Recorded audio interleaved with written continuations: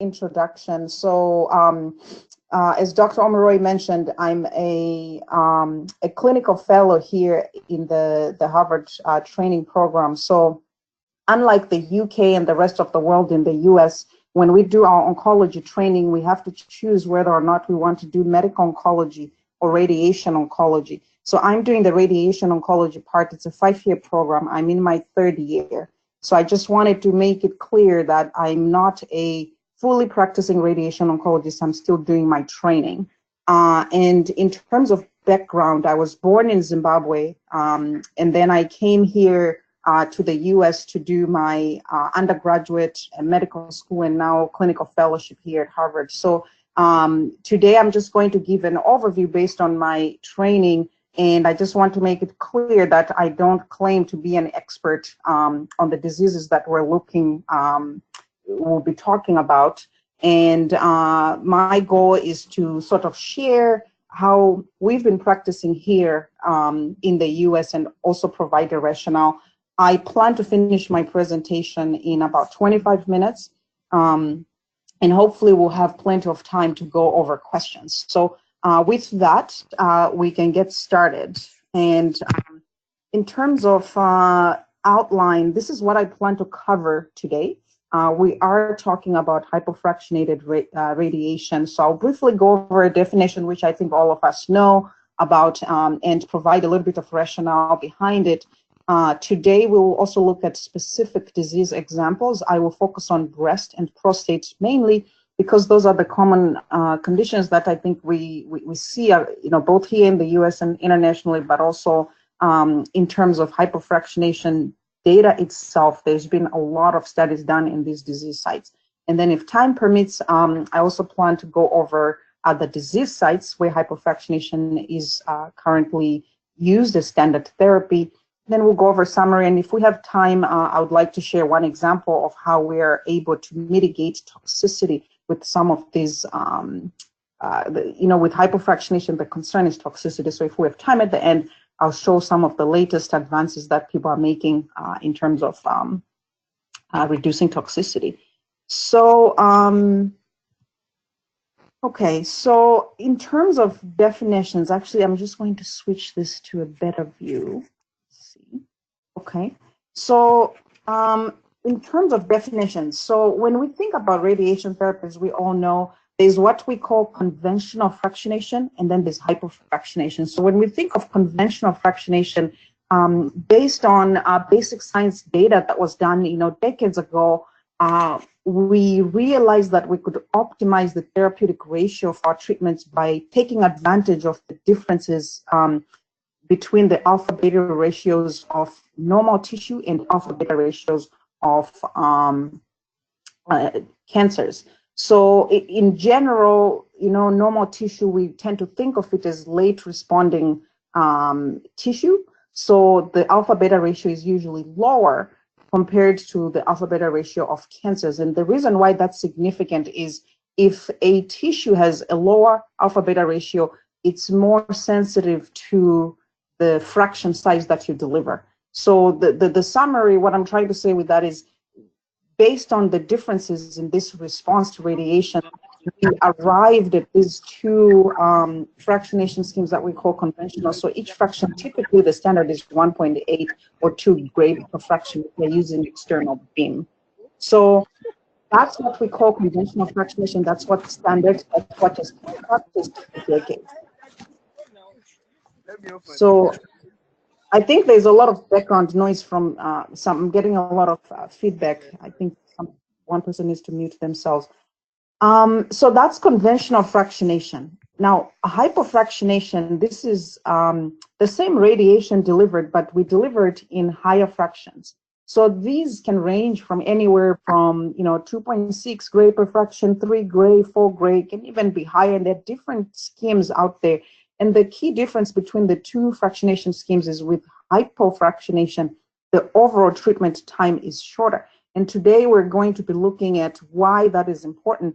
And on this next slide here, I listed some general benefits of hypofractionation and some concerns that have been raised from literature. So In terms of benefit, I already mentioned that the treatment time is shorter because you're giving a higher fractionation size per treatment compared to conventional radiation.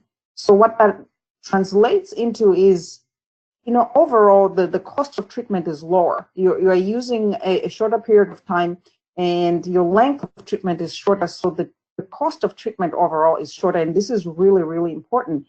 Point number 2 here, it's important also when the treatment is shorter, it means it's convenient for patients, and this is of critical importance in places where we have limited resources, and sometimes patients are traveling from faraway places to come and be treated at our centers.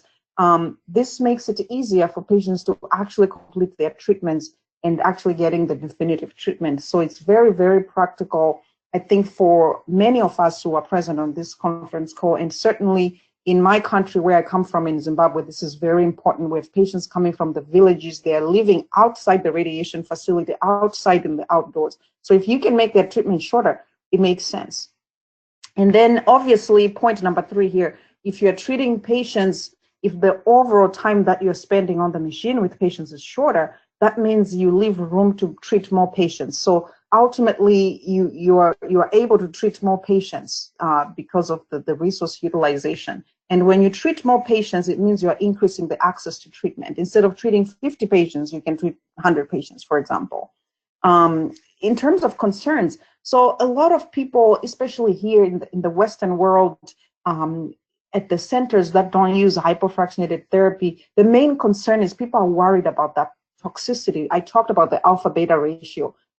Normal tissue cells are very sensitive to the fractionation, the size of the fraction used for radiation. So a lot of people are concerned that, if you deliver high dose of fractionation, what's going to happen to the normal tissue that's around? So that is the main concern that has been cited by a lot of centers that don't ascribe to this type of fractionation.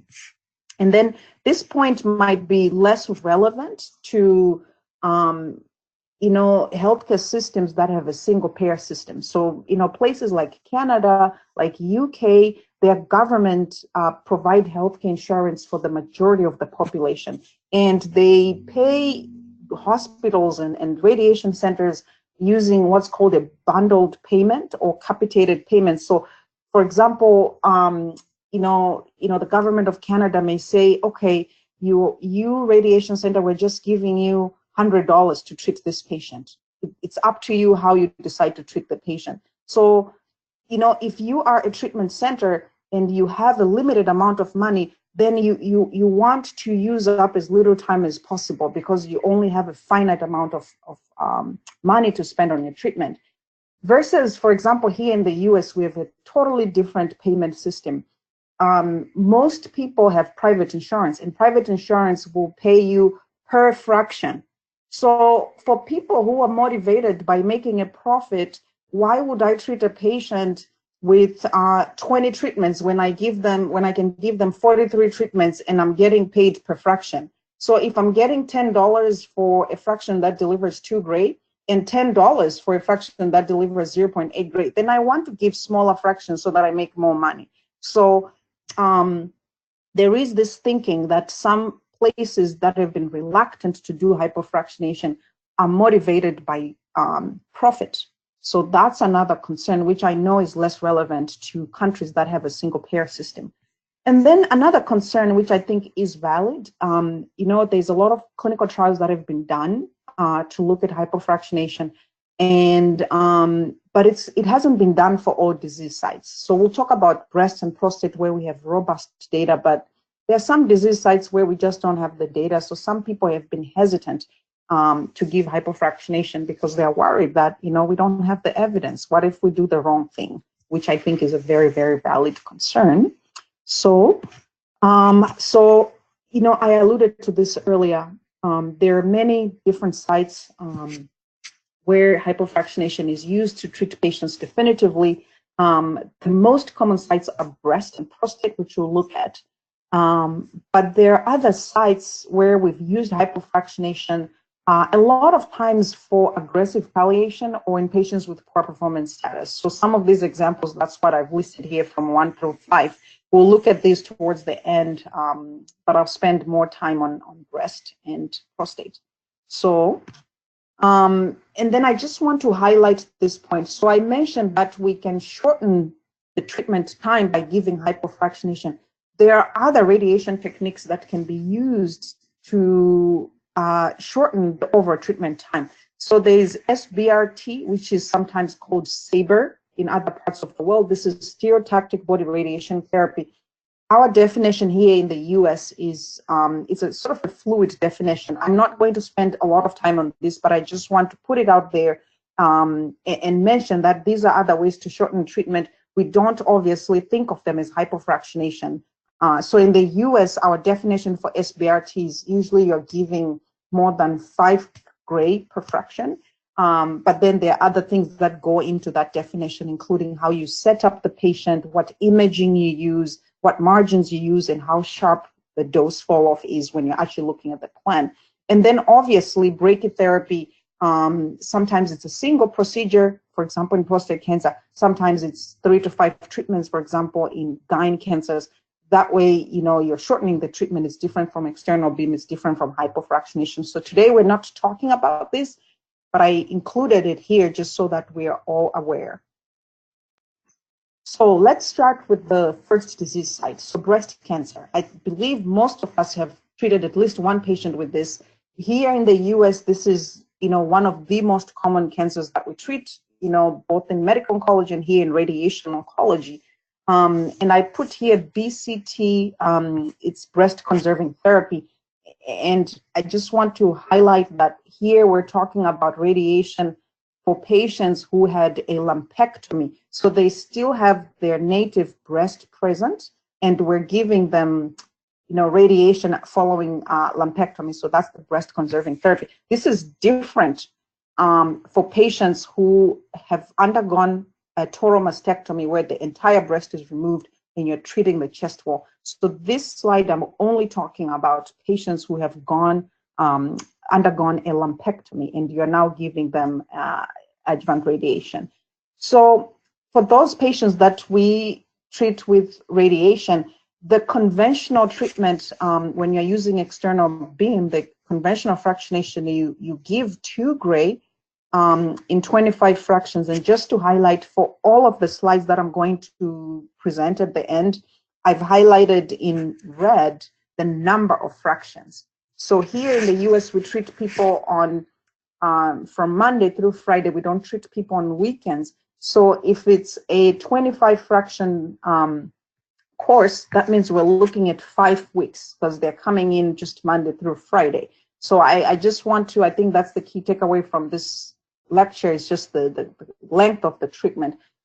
So when we're treating patients who have undergone a lumpectomy, when you're using conventional fractionation, the historic fractionation, you give them 2 gray per day for total 25 fractions, so that your total dose is 50 gray. And then in some patients, you can add an additional electron boost on top of that, up to 60 gray. So you can give up to 10 gray additionally. So if you're giving a boost of electrons, you know, again, you're lengthening the course of their treatment. This is with conventional fractionation. So we have two studies that are usually cited and quoted. You know, there were 2 parallel studies done in Canada and in the UK. And for those who are interested for the studies, I included the citations down here. So the UK study was done by Dr. Tom Whelan in Canada, and then the UK parallel study, that's by Dr. Haviland. So in Canada, what they wanted to, the question that they were trying to answer was, you know, for these women who are coming in and we're treating them with breast conserving therapy, can we give them a higher fraction and shorten their treatment time? So, and in Canada, in the UK, they were asking the same question. So in the Canadian trial, the landmark Canadian trial that, you know, is quoted all around the world, so they gave, instead of 2 gray each day, they were giving 2.66 gray fractions, and they gave 16 total treatments. For the Canadian, I believe you got the slides before. So if you look in the notes section in the slides, I included some information on which patients, the criteria of the patients that they included. So in the Canadian cohort, they only included women who had had an axillary dissection. So they were only treating the breast. There was no nodal irradiation. And they included patients who had a separation of 25 centimeters. So for many of you who have treated breast cancer, when you're arranging the beams, the tangents, so we look at what's called the separation. So they included patients who had a separation of 25 or less, which means they excluded patients who were really obese. So for patients who are larger, you have to use beams with a higher energy, and there's a concern for toxicity there. So this study only included the patients that I mentioned, and they did not allow an electron boost. So the patients were only treated to this dose, which when you convert, it's biologically equivalent to the same dose here when you're giving 2 gray fractions, but we're not talking about the techniques today. So that was the Canadian study. And then in the UK, they had 2 groups of patients. I believe each group had, 2,000 plus women. And the UK group was more heterogeneous. So the majority of the patients, they had a lumpectomy, but they had about, in one group, I think it was 15% of the patients. In another group, 8% had the mastectomy. So that's one of the key differences between the 2 studies. Even though the majority of the patients had undergone a lumpectomy. In the UK trial, they also included patients who they allowed the patients to get a boost during the clinical trial itself. So they also looked at that. And then they used a slightly different fractionation scheme. So in one of the groups, which is called the Start A group, they used 2 different regimens. So one of them, they were giving 3.2 gray each day for a total of 13 fractions, so that's 2 weeks. And then another group that just did 3 gray each day times 13. And then in the other cohort, it was similar to Canada, -1 fraction, but the BED is about the same. So here in the US, we've come to, I've highlighted in yellow, this is what we call the Canadian regimen, and this is what we call the UK regimen. Nobody uses this one with the 3 and 3.2. So these are the regimens that most people use for hypofractionation in the US. Here specifically at Harvard, we use the Canadian regimen. The difference is we actually now we treat our patients, if we think they would benefit from an electron boost, we also give a boost with that. But just to point out in the study, they didn't do that. So these are the results from the Canadian study. So this is important, right? Anytime you're doing a new intervention, you want to compare and make sure that what you are trying to do, the new thing you're trying to do, is comparable to what you're doing historically. So this is just a table summarizing some of the key findings from the Canadian trial that was published in 2010. So there was, the middle column, these are the results for conventional, and this is for hypofractionation. This is local regional recurrence. So after 10 years, they followed these women for, median follow-up was 12 years, and then they analyzed the results. So at 10 years, the local regional recurrence, it was 6.7% for people who were getting conventional fractionation, and then versus 6.2 for people with hypofractionation. There's no difference statistically, so basically the same thing. Then they looked at the patients, they had included patients with DCIS, and the same thing. There was no difference for those who had DCIS when you include them. And then they looked at breast cancer specific death, and look at those numbers, completely the same. And same thing with overall survival, almost identical, 84.4 versus 84.6, no difference. And then also important to point out the cosmesis. So people were shying away from hypofractionation because they were concerned that it would be too toxic for the breast tissue and grade 3 toxicities. When you compared these, the cosmesis was equivalent. There was no statistical difference between these two. So the excellent, cosmetic result was the same. They looked at grade 3 skin toxicity. There was a trend towards a lower number in the hypofractionation, but there was no difference. So you know, what all of this data shows us means hypofractionation is not, it's the same. You get the same results when you use it. So this is very compelling data. And since this study was published, many places, except mostly in the US, many places are now treating low-risk patients with hypofractionation. I won't spend too much time on the UK studies, but I will mention that, you know, it was designed as a non-inferiority trial, and they showed that hypofractionation was non-inferior. In the START B cohort, the cohort that was using the 2.66, they also compared local regional recurrence. No difference between these two numbers. It almost looks like the conventional is higher than the hypofractionated. And then they looked at overall mortality. It almost trend towards higher in the conventional group than in the hypofractionated group. Then they also looked at breast shrinkage, which was higher when you gave conventional radiation. So, you know, almost both of these studies are showing the same thing. So, you know, because of these results, as I mentioned, you know, at least now here at Harvard, we pretty much treat all of our patients, you know, to this dose. We use the Canadian regimen. We allow a boost, and then we limit it to patients with a separation of 25 for the reasons that I mentioned earlier. So that's the summary for breast cancer. This is something that is feasible. This is something that we can do in our settings where you know, sometimes with limited resources, we can actually treat patients faster. And I hope that, you know, we can do in the Q&A session at the end. I'll be curious to know how many centers are actually practicing this, but at least, you know, this is the data for breast cancer. So I would just continue. If there are any questions, maybe save them towards the end. We just have about 15 more minutes and then we can do questions. So if it's okay, I'll just continue. I'm going to switch gears now and look at prostate cancer. Actually, I have one more slide on breast cancer. This is very important. So all of this data that I showed on this slide, I mentioned this is for patients who had a lumpectomy. The case is very different for patients who undergo a mastectomy.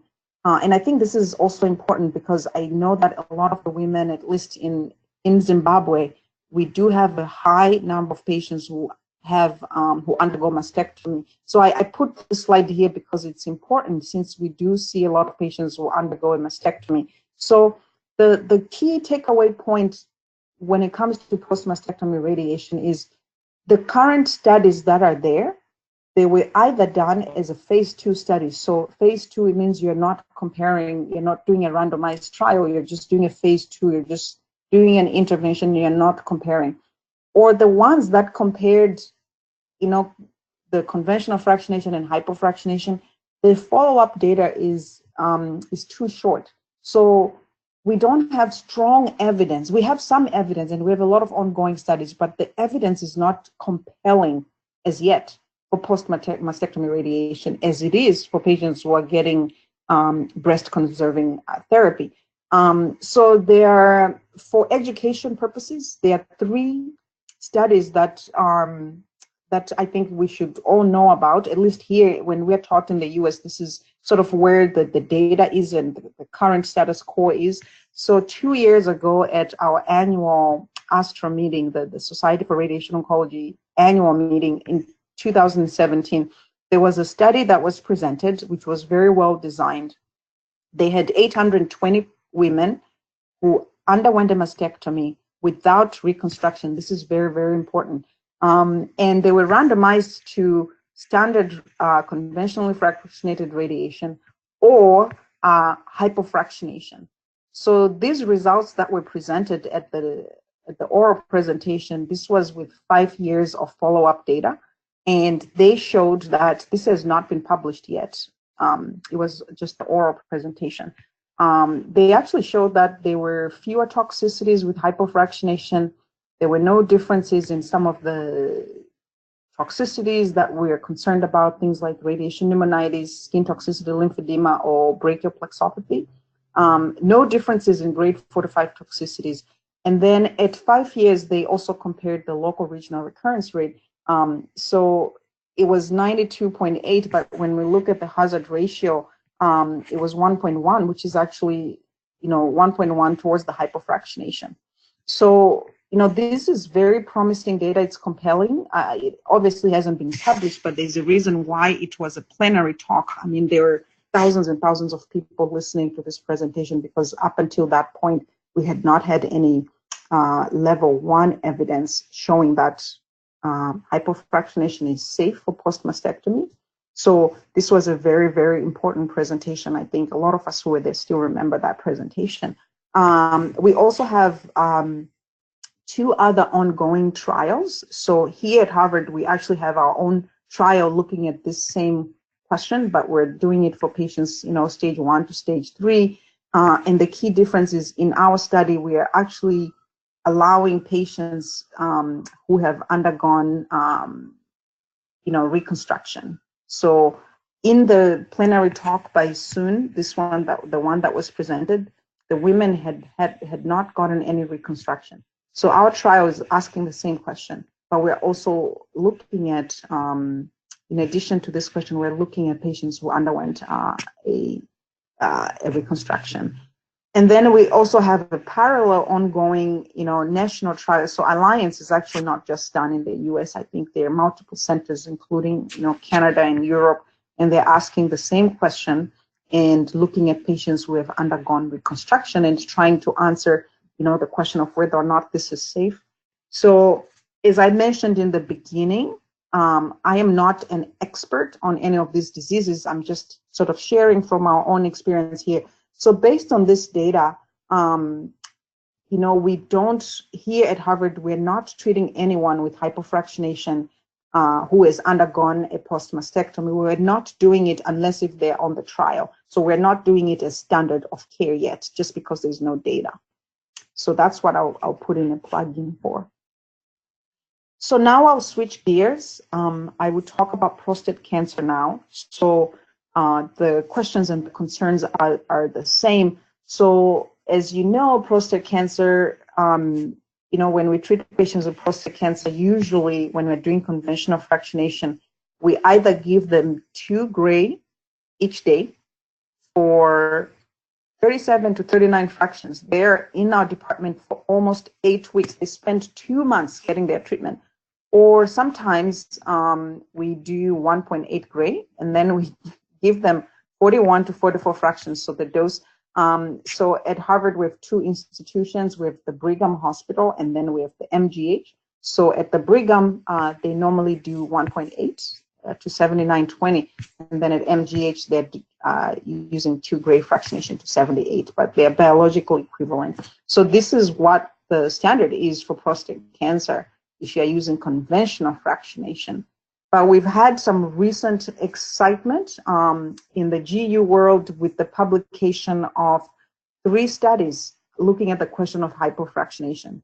So before these 3 studies were published, a lot of people had looked at this question, but when they designed the clinical trials, they designed them as a superiority trial. So they were trying to show that hypofractionation is better than conventional fractionation. And many, if not all of those trials had failed to prove that point. So different research organizations were able to design 3 trials. So they designed them as non-inferiority. So when you design a clinical trial as non-inferiority, you need to accrue a lot of patients so that you can detect the small differences. But then, if you're able to demonstrate non-inferiority, then, that sort of becomes the standard of care.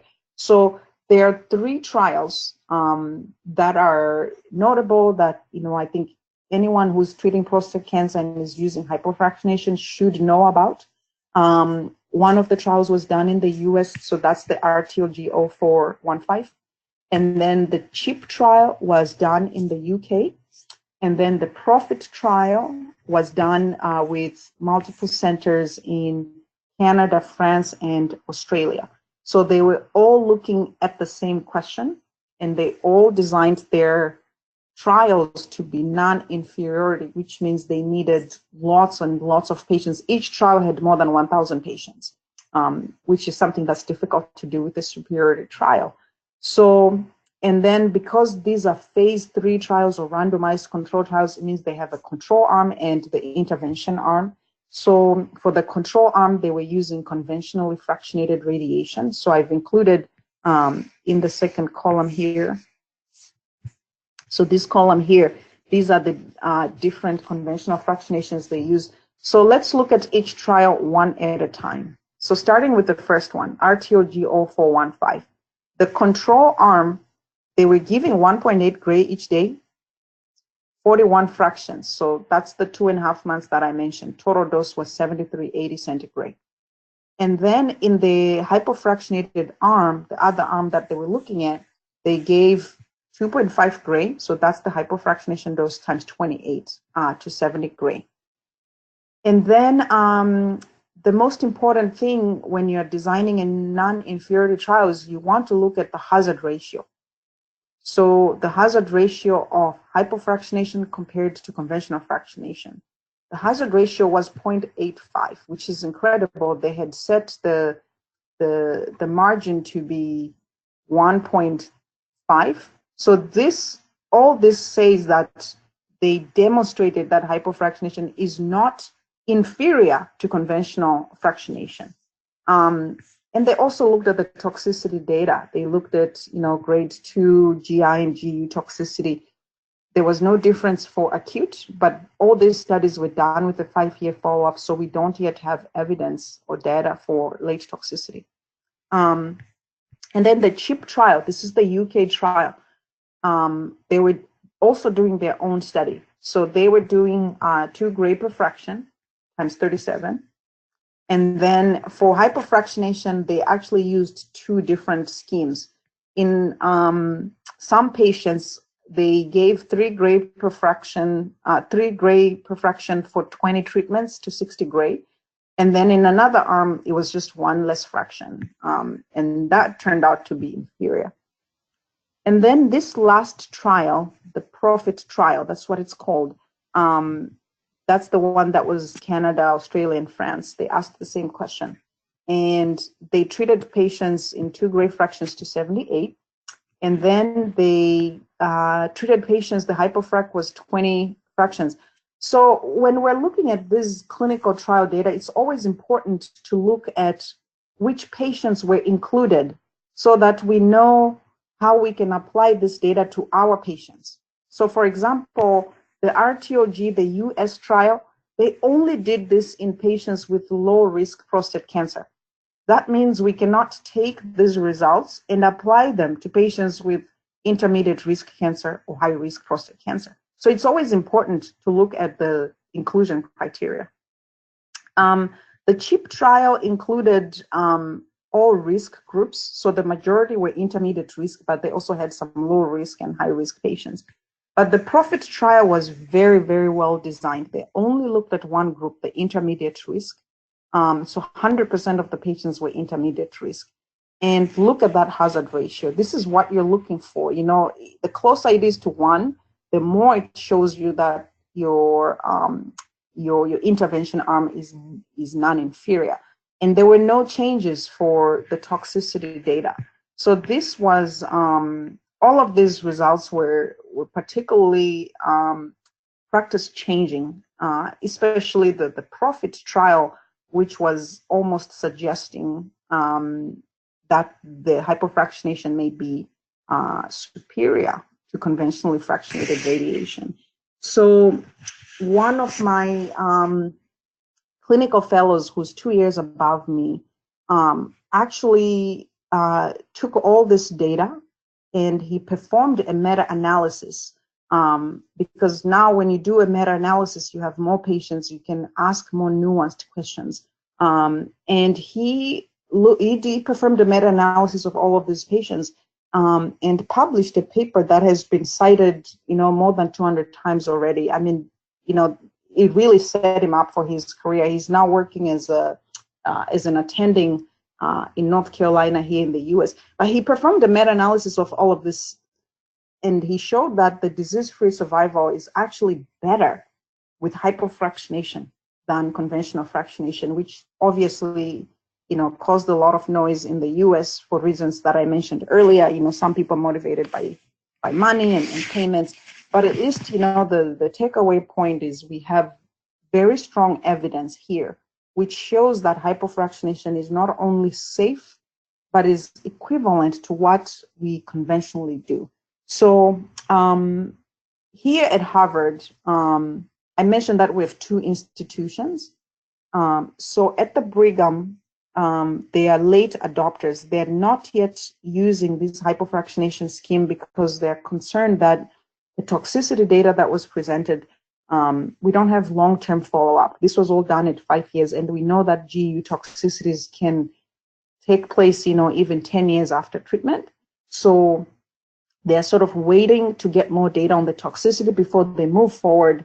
But then across town at our other institution at Mass General, every man with intermediate prostate cancer, as long as they don't have high risk features, we are using the hypofractionation.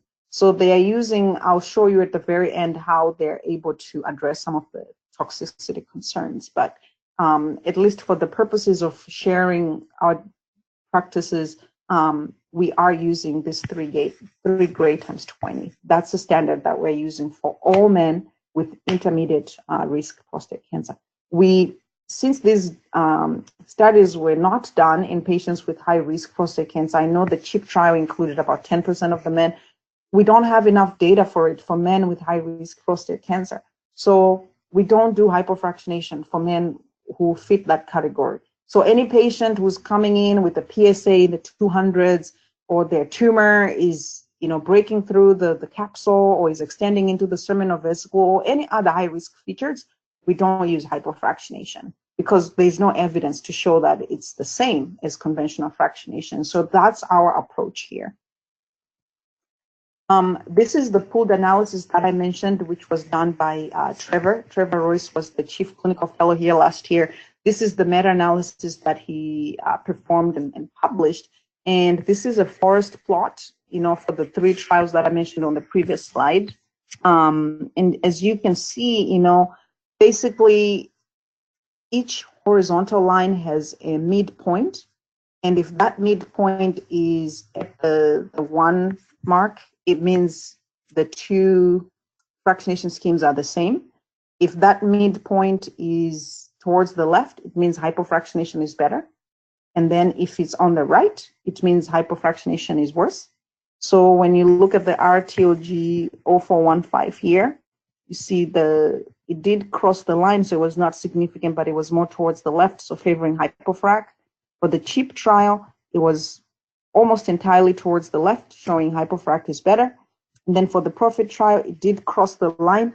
But, when he did the pooled analysis for everything, the middle was right here.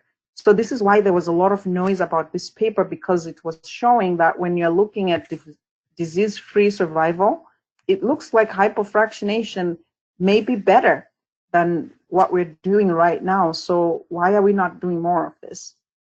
So that's that wraps up prostate cancer.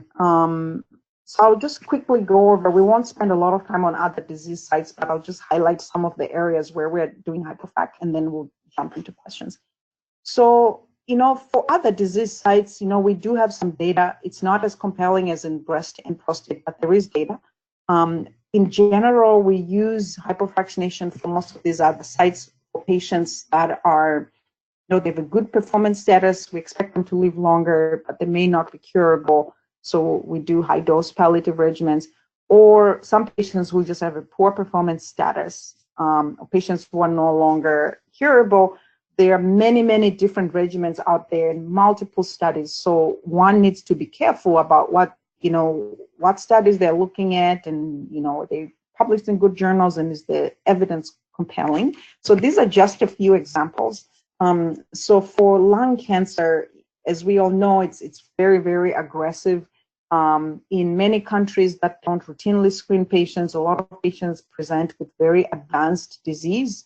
And then sometimes for people who have, stage 4 disease or bulky disease and they have poor performance status, I'm not going to spend a lot of time on this, but this second bullet here This is just for, those patients who need rapid emergent palliation of symptoms. For example, if somebody comes in with bleeding and you need to treat them right away, there are different radiation schemes that you can use. This is the one that's usually coded, where you give 8.5 gray in one fraction, you give them a 1 week break, and then you bring them back again. And this actually showed good efficacy in terms of resolution of symptoms.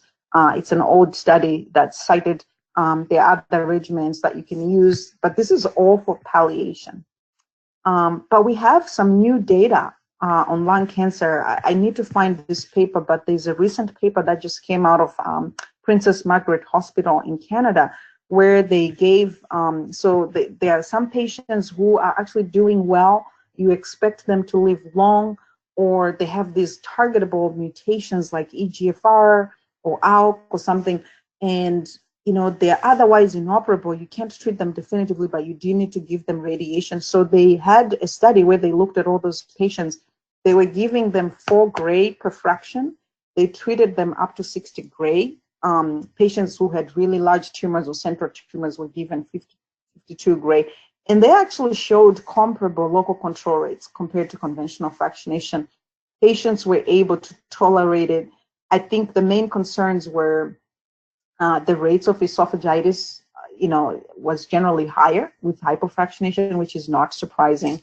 And also cord myelitis in one of the old studies from the second bullet, it was a little bit higher. So this is just an example where hypofractionation is actually used to treat patients with durable local control. It's very applicable. This is something we can think of when we're meeting some patients who, we know they can't finish the 6-week course of radiation, but we want to give them a dose that's durable. We can consider, and I've seen here we do it a lot in our program. We use this 4 gray regimen. We usually give it in 13 fractions. So we treat them to 52 gray, and we are getting very good results. So this is something to keep in mind. So that's just an example from lung cancer. I'll also give an example for glioblastoma multiforme. So this is, high-grade glioma. We tend to see a lot of it. I don't know how common this is in places where you're all practicing, but we do see a lot of GBMs here in our clinics. So, the standard treatment for GBM, patients go to surgery, you try to take out as much as you can, and then we have to treat them with radiation and chemo. The chemo is temozolomide, that's the TMZ. The standard dose is 60 gray. So that means we need to give them 30 fractions, but this is very long. That's, 7-8 weeks of treatment. So, GBM is very common in elderly patients. The median age for patients with GBM is 60 to 65. So a lot of the patients that we see are actually older. So it's very difficult for these patients, to complete their treatment. So, the conventional fractionation came out of the study by Dr. Stoop. So people call that the Stoop regimen, where you give 60 gray with TMZ. But we know that a lot of the patients cannot complete these treatments. So there have been a lot of studies that have been done to try and look at different hypofractionation schemes for these patients. The one that we use here, it was done by ROA out of Canada. So we call that the ROA regimen. Instead of giving 30 fractions, we give 15 fractions, and we give 2.6 gray per fraction. So we treat them to 40 gray. In the ROA study, the patients did not get chemo, but at least they demonstrated that in terms of the efficacy of the radiation, the 40 gray hypofractionation was similar to the 60 gray with conventional RT. There's also another study that came out of Norway, published by Malmstrom. So we call that the Malmstrom regimen. They actually did just 10 days of treatment. And in the Malmstrom regimen, they compared the short course RT to the long course. And then they also had another arm where they only gave chemo.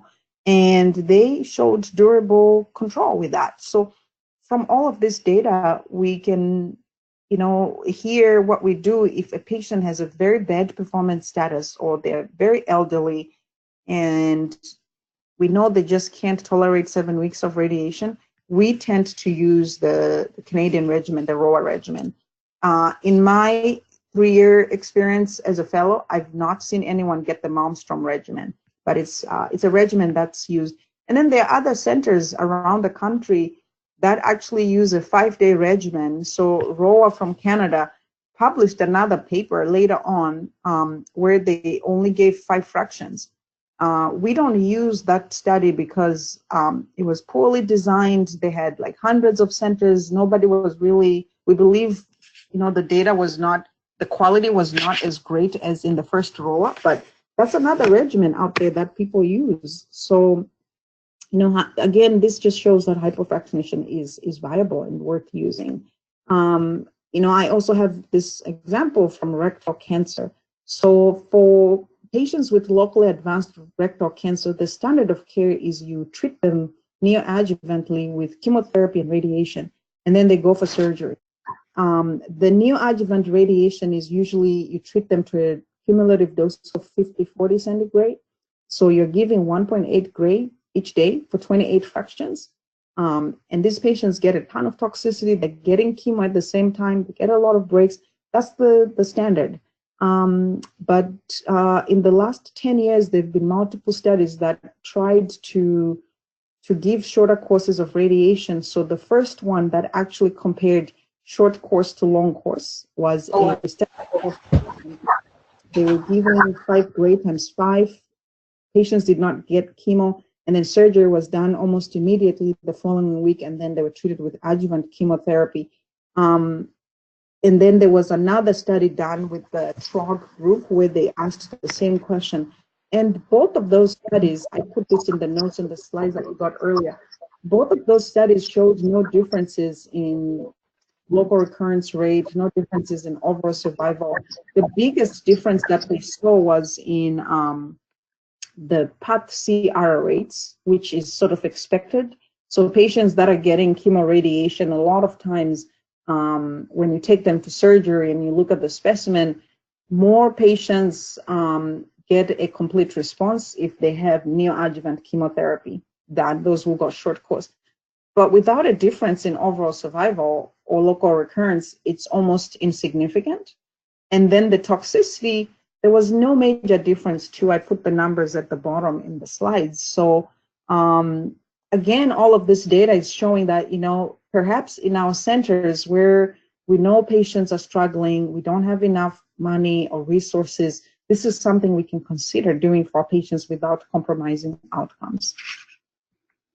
And the last example that I'll point out is in bladder cancer. So, for patients who have bladder cancer invasive, muscle-invasive bladder cancer, you either take out the entire bladder, so the radical cystectomy, or for some patients that are ideal, you can consider, those who want to keep their bladder, we can consider doing what we call maximal TURBT, and then you give them chemoradiation, and hopefully you cure them, and then they keep their bladder. That's the whole point. So for those patients where we are trying to help them keep their native bladder, when we give the radiation, the conventional dose is you give them 32 fractions. If you're giving 2 gray per fraction, you treat them to 64 gray, or you give them 36 fractions. That's almost 8 weeks again, giving 1.8 gray per fraction to 6480. But Dr. Nick James from the UK published a landmark trial in the New England Journal in 2012, where he treated some patients with hypofractionation. So instead of giving, 32 fractions, what they normally do in the UK, they were getting 20 fractions, but each fraction was 2.75 gray, treated them to 55 gray, followed the patients for 10 years, and there was no difference in local control over survival. So here in the US, if we're meeting a patient who has muscle-invasive bladder cancer, they're not a surgical candidate, or they're a candidate for bladder conserving surgery, they're old, or they have poor performance status, we actually use this 55 gray regimen. So that's something we can consider, and we know we're not compromising outcomes. So those are all my examples. I'll just summarize. I think the key points from this talk, things that I want to highlight, is that, hypofractionation, it is a viable alternative to conventionally fractionated RT for different disease sites. We have a lot of data for some of the common sites that I've pointed out. And we can actually use it to treat patients definitively, not just palliation. We know that it's cost effective because the treatments are shorter. And when our treatments are shorter, we increase access for patients. And those patients who have, different logistical challenges, they're able to complete their treatment because if it's shorter, it's just easier to complete. So it's very convenient for patients. But I think it's important we should all remember that, hypofractionation is not for every single candidate. I gave you the example from prostate cancer. If you gave hypofractionation to somebody with high-risk prostate cancer, that's almost, malpractice. There's no data to suggest that. Nobody should do that. So we should carefully identify patients. Same thing if you're treating a woman with breast cancer with, a separation greater than 25 and they're obese and you're using, higher beam energies, you're probably going to get more toxicity. We don't have any evidence to prove that it's safe to do it in those patients. So we should be careful in selecting the patients that we treat this way.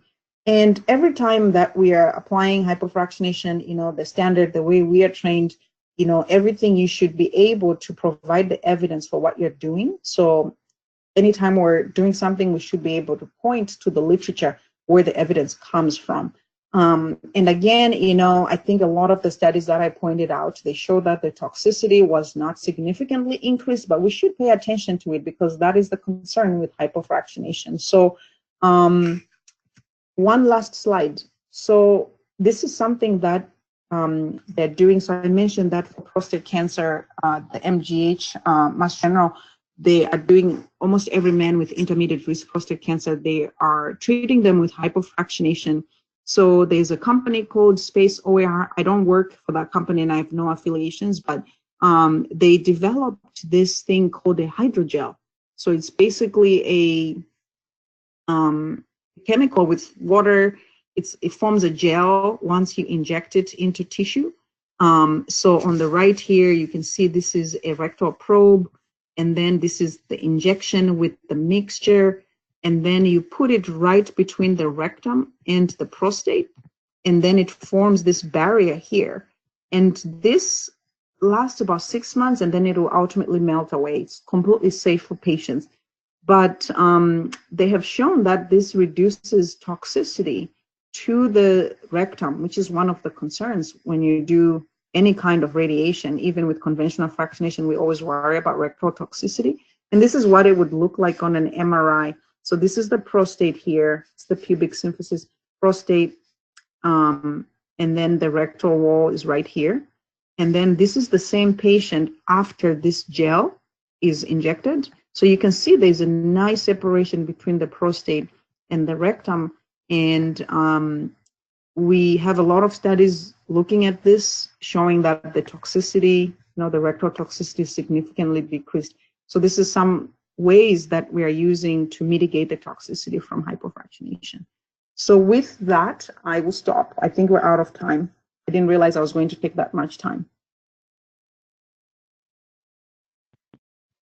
Thank you very much. So yeah, so if there are any questions, I'm happy to answer any questions. Wow. All right, question time.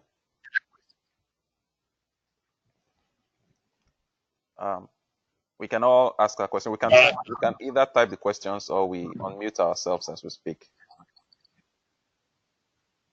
Okay, someone has a question? Okay, doctor. All right, we can hear you.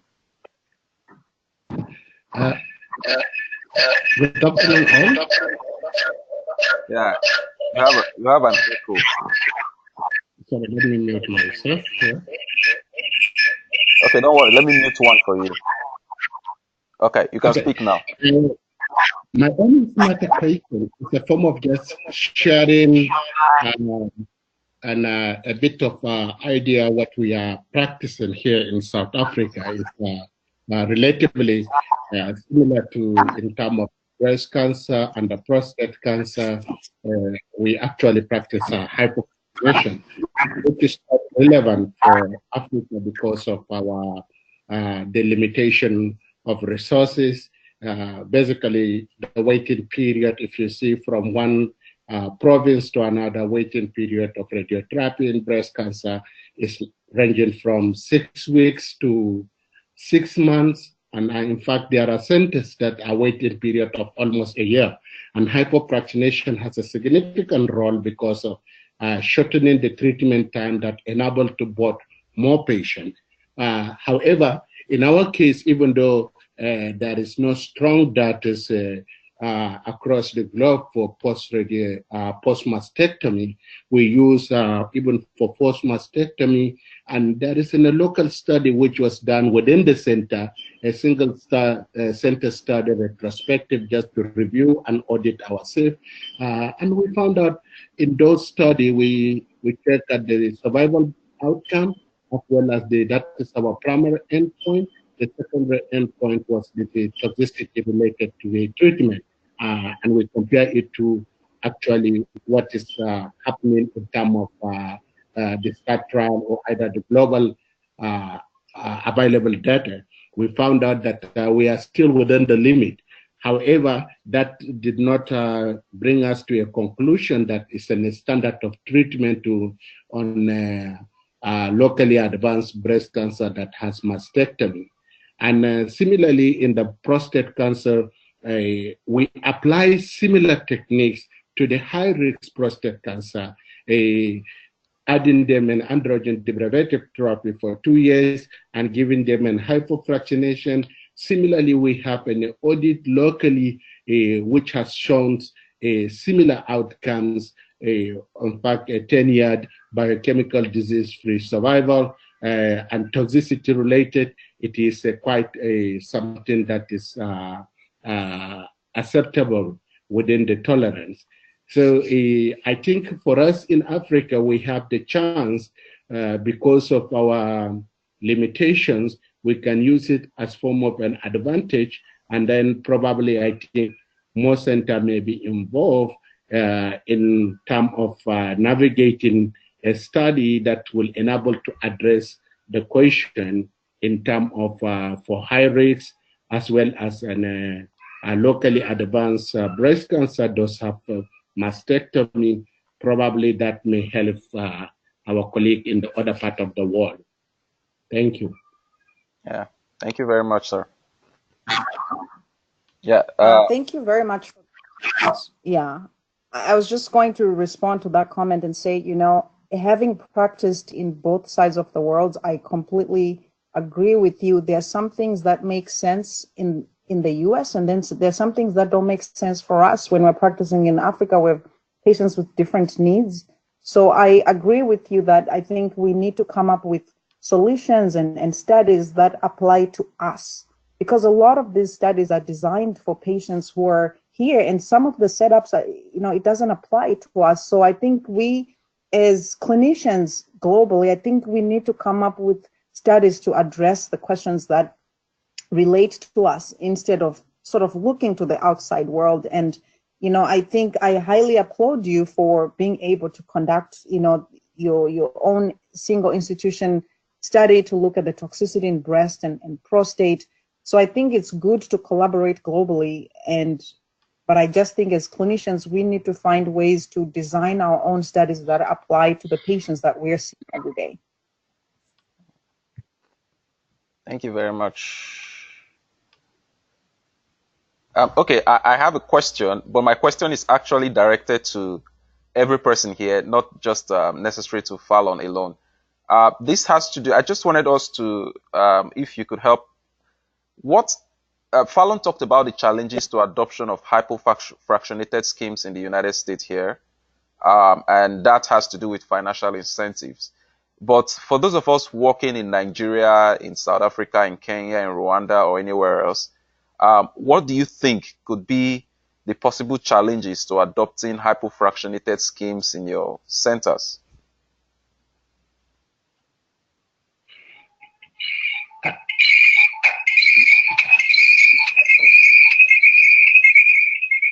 May I respond just for South Africa? I think generally in South African system, the health sector system is, the public sector is actually being cutted by government completely, nearly 100%, I can say, because it means categorized according to your income. So in the public sector, we don't see patients based on interest of the, as she clearly highlighted, a clinician may be relatively biased because of the financial income and others. So in the public sector, we consider we try as much as possible to be within the international or either within our local protocol, treat as much as possible and give them the best. But we don't actually restrict our patients simply because of the financial. But of course, we also see the similar practice, the same thing that is happening in US. Here in the private sector, they treat per fraction, and that leads to actually a lot of questioning. People would like to choose, motivate for the more fractionation than given a hypofractionation. So in South Africa, it's nearly a similar things that is happening in the Western world. Oh, thank you. All right. Okay, Sandra has a question for Dr. Fallon. And it says, what fractionations do you use for prostate cancer? Okay, I think that was, and head and neck. Let me just step in here and say, Dr. Sandra, there will be a presentation on hypofractionation for head and neck, and also in comparison with the conventional fractionation by tomorrow. It's actually supposed to have held today, but the person in charge actually said he will be available tomorrow by 5 p.m. The same link, 5 p.m. German time, that's going to be like 4 p.m. Nigerian time or UK time, 4 p.m. GMT. I'll send a notice for that. So there'll be a discussion on head and neck cancer. But I can just leave, I'll leave the prostate cancer side to Dr. Fallon to still say something about it. So for, I think Dr. Sandra was asking for, I don't know if you're asking for adjuvant treatment or, so I mentioned that if it's intermediate risk prostate cancer, we are using hypofractionation. So we're giving 3 gray per fraction times 20 if it's intermediate risk. But for high risk prostate cancer, for reasons I mentioned in the presentation, we are using the standard either 2 gray per fraction to 78 or 1.8 to 7920. And I think somebody else in the group was asking what dose we use for, post-op prostate. We generally give 6840, but it becomes more nuanced. It depends. It's on a case-by-case basis. There are some patients where we need to treat lymph nodes. Some patients you're just treating the prostate bed, but at least that's the fraction that we use. And then for head and neck cancer, I know there's a presentation tomorrow, but we are not yet using hypofractionation in the definitive setting. We use hypofractionation for patients that we're treating sort of palliative radically. And we typically give 3 gray times 17. That's the Manchester regimen that came out of the UK. But in the definitive setting, we're not, at least for the institutions here at Harvard, we're not yet using hypofractionation. Thank you. Dr. Daniel Omojola asked, generally, what are the survival rates in breast and prostate cancer at its advanced stages? Okay. Yep. Okay. So I don't know, by advanced stage, are we talking like stage 4 metastatic? Are we talking about, stage 3 with lymph nodes? I just think it's different by stage, and then it's also different by molecular subtype. We know that, survival rates are generally poor for triple negative patients, but again, stage is part of it. Here in the US, there's this huge movement towards targeted therapies. I know for patients with HER2 positive disease, there's a recent study, the Catherine study that was published and presented a month ago, where they actually show that giving TDM1 in the adjuvant setting actually offered a much better survival advantage. So I think your question is difficult to answer because it all depends on the scenario. By advanced, what exactly do you mean? And also, it's also different on the different luminal subtypes of breast cancer. Yeah, thank you. And I think there's also a geographic distribution in outcomes. Survival is usually lower in low and middle income countries compared to the United States. Okay. So what fractionation is used? This is from Dr. Oben Stanley. What fractionation is used in adjuvant post-prostatectomy radiation? So we normally do 68/40. That's our standard dose when we're treating somebody who's had a prostatectomy already. And we definitely give hormonal therapy with that.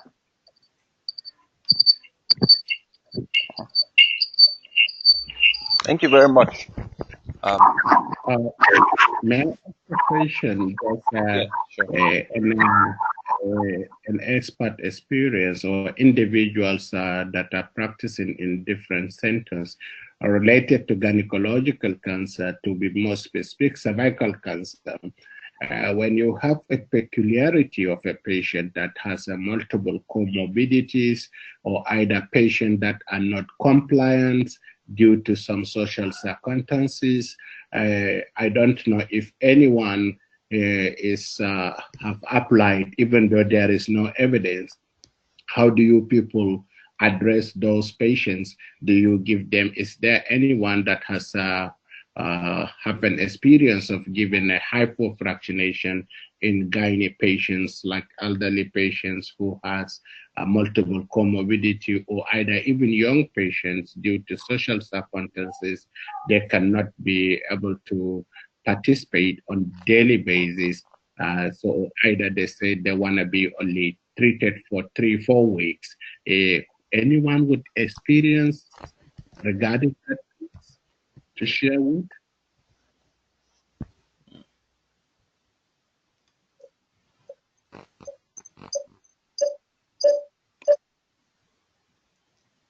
Okay. Okay, Dr. Ella. Dr. Ella, you. Yeah. Yeah. Good. So it's the only time that I use hypofractionation. It's usually just for palliative cases. So even if it's cervical, if it's a very advanced stage, then I could consider using palliative doses of maybe 30 gray in 10 fractions.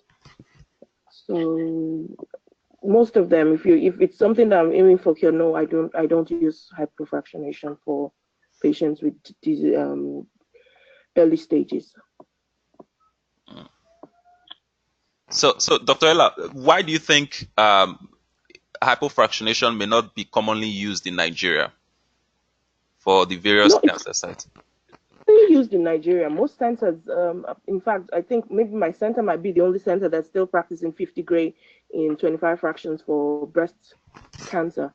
Most centers do hypofractionate because we have heavy patient load. So we are about to actually start considering hypofractionation for breast too, because having patients on for 5 weeks. So I was just going to ask a question now, because she was saying something about most of the data is for people who had breast conservative surgery. So I would like to know what, for patients who have had mastectomy, what fractionation do you give if you use hypofractionation for them? Yeah, post-mastectomy. Okay. Yes.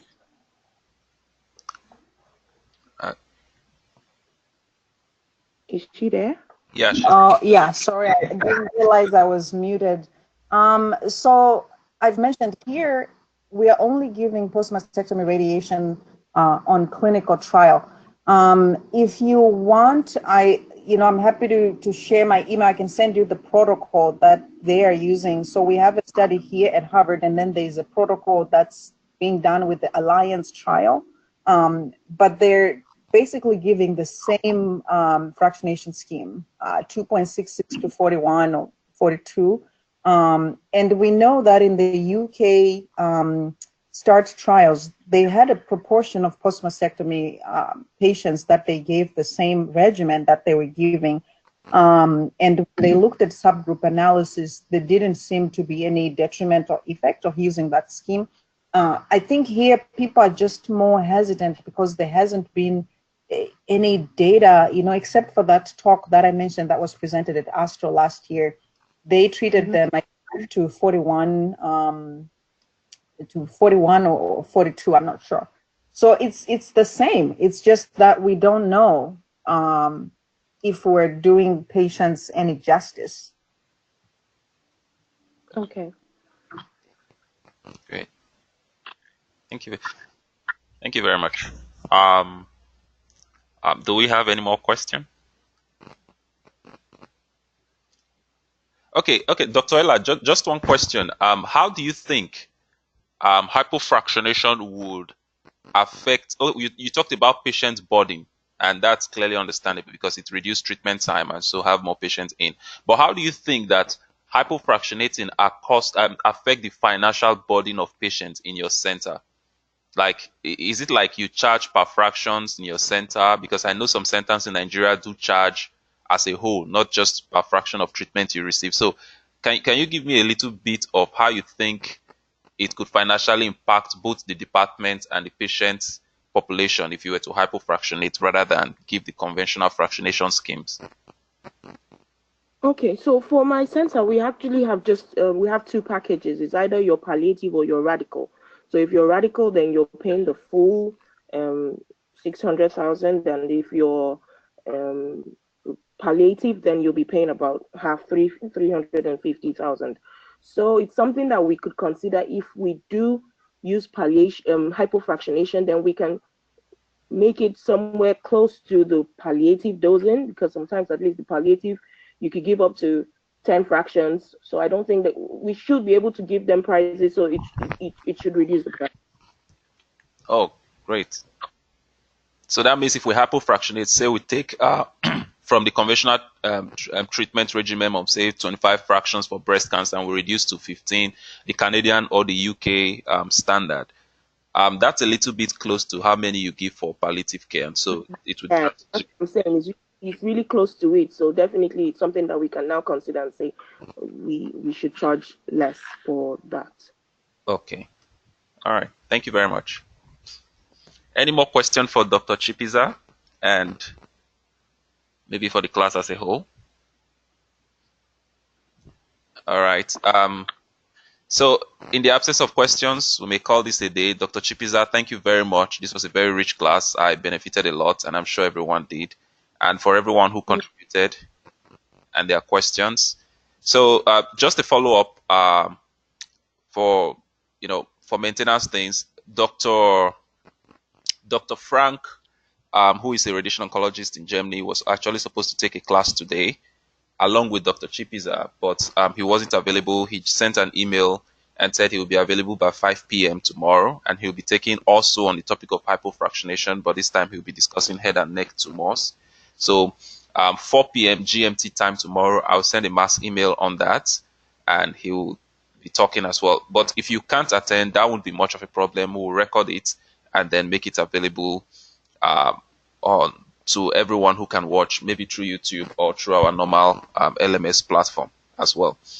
And then, so please, I want to take time to announce the upcoming Global Health Catalyst Summit.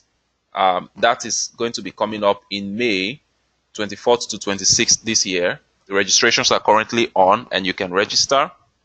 If you have any difficulties with registration or anything, you can send me an email, a personal email, and I will help with that. Your certificate for this class will be awarded.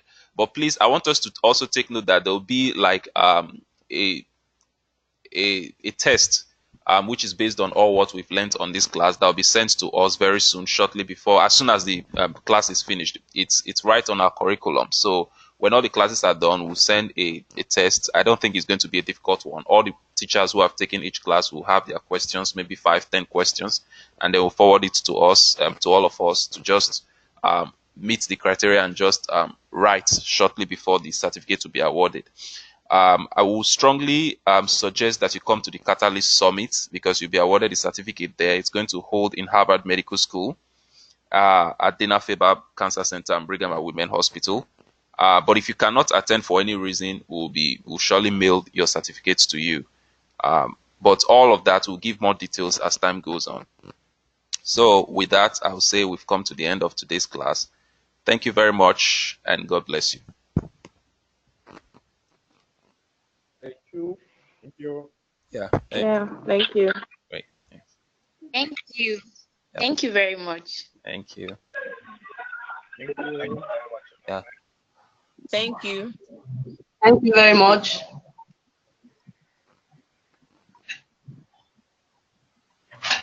Why is your laptop